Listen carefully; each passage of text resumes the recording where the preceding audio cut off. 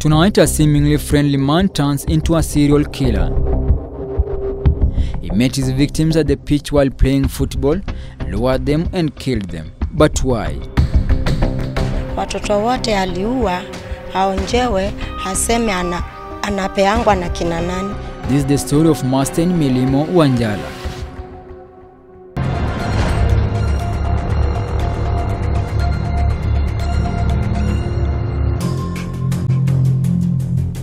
Masten Wanjala told the police that he is 20 years old.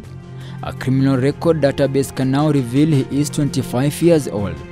A hold of ID number 35192169. He was born in Bungoma County and not Busia as earlier reported. He comes from Bungoma Central, Kabuchai Division, Bukusu North location and Mukweya sublocation. He registered to hold an identity card as a citizen of this republic on 14th January 2020 at his Huduma Center. He is the last born in a family of 3. He has been lying about his age so as to continue being catered for by the country's boastful institutions which cares for children who are in conflict with the law. He used that trick to secure his long stay at the Kabete Rehabilitation Center and Children Remand School. Masten was born in Bungoma County and later he would shift to Machakos County, where his mother remarried to a Kamba male after her divorce in Bungoma. In Machakos, he dropped out of school at an early age and started engaging in petty crimes. Soon, he became a hardcore criminal and now a serial killer in Kenya.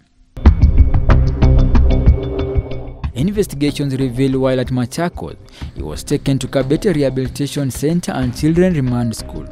After a long stay at the center, he returned home and seems to have been rehabilitated. Through someone he knew, he was introduced to sorcery and witchcraft. He was meant to believe this would change his way of life and make him a good man in the society. The young man reached out to a witch doctor in Machakos County who gave him one seemingly strange condition: to bring the blood of a relative. Masten says it took him months to make the decision. As time went by, he ran out of patience. He decided to kill his young cousin, a girl. He collected some of her blood and took it to the witch doctor. However, the witch doctor chased him away, saying he did not instruct him to kill, that he could have used other means to get the blood. Knowing he was wanted for the murder of his cousin in Machakos, where his mother had remarried, he moved to Bungoma to stay with a close relative from his mother's side. The impact of the murder in Machakos had changed his life completely. While in Bungoma, he was hired to kill someone's stepson. He believes after this incident he was cursed.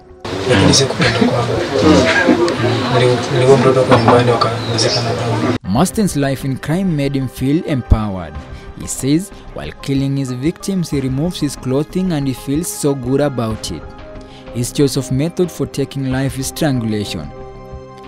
Na sasa sisi wasasi hatushindi, tutakuwa tunaendea acha watoto na tena tutafuta acha pesa ndio tuende tulipe shule. Sasa sasa hata tayari huyu mtu ako na kurugu yake, bado watarudi kutumaliza sisi huku. Si ng'ombe inatolewa huku.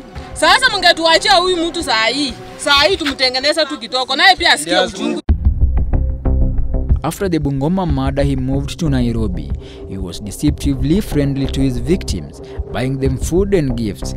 He joined a football club in Nairobi's California estate. He studied the area, the victims, and started targeting them one by one.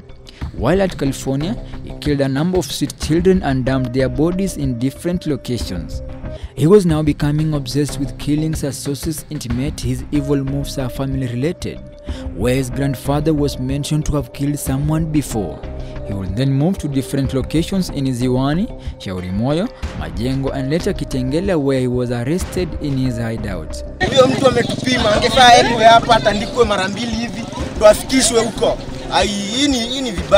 During that period, the 2 children who have led to his arrest disappeared. It is reported the suspect had pitched camp in Biafra and Majengo area. On the dates, the 2 children were abducted. For instance, in the case where a young ambitious footballer, 12-year-old Musioki Mutuku, was kidnapped, the suspect slept in Biafra, where he picked up the young boy on the night of July 7th. Mtoto wangu Junior Mutuku Musioki aliuliwa tarehe 7 usiku. Alitupwa hii kicheka ya Kabete. na nilienda City Mortuary nikathibitisha nimempata hapo. The suspect slept in Biafra where he picked up the young boy on the night of July 7th, just after the football match, never to be seen again.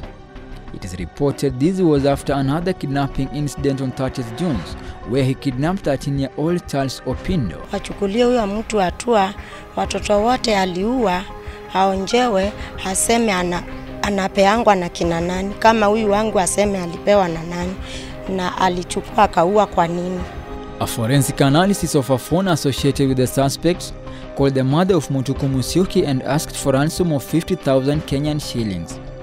During the same period, he called the family of Charles Opindo asking for a ransom of Kenyan shillings 30,000. Akaniambia anataka 50k. Nikamwambia kuhusu nini, akasema ule mtoi. An M-Pesa report shows a parent of one of the children sent the suspect Kenyan shillings 2,500 through an M-Pesa. At the time, he was in his hideout in Kitengela.